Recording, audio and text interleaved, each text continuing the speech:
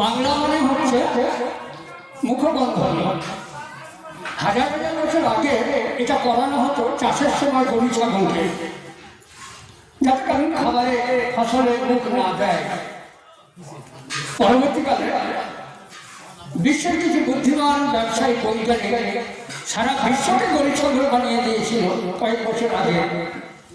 করোনার সময় এই মুখবন্ধনী মুখে পড়িয়ে আমাদেরও গরু ছাগলের মধ্যে ঘোরা করিয়েছে।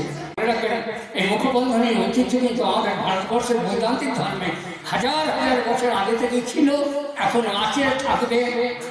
একটা ধর্ম সম্প্রদায় যারা তাদের রান্না বান্না সমস্ত কাজকর্মের সময় এই মুখবন্ধনী করে থাকেন।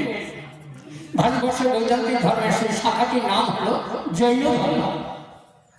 নিশ্চয় মনে করবে যে জৈন ধর্মাবলী সাধুরা এবং কিছু বৌদ্ধ সন্ন্যাসীরা চীন, কোরিয়া, থাইল্যান্ড, মায়ানমার এসব দিকে এখনো বৌদ্ধ সন্ন্যাসীরাও মুখে এই মুখবন্ধনীটা করেই ব্যবহার করে। কারণ তারা অহিংস ধর্ম পালন করে, যাতে মুখের মধ্যেও কোনো জীবাণু তাদের প্রবেশ না করে অকারণে, সেই জন্য এটা তারা ব্যবহার করে।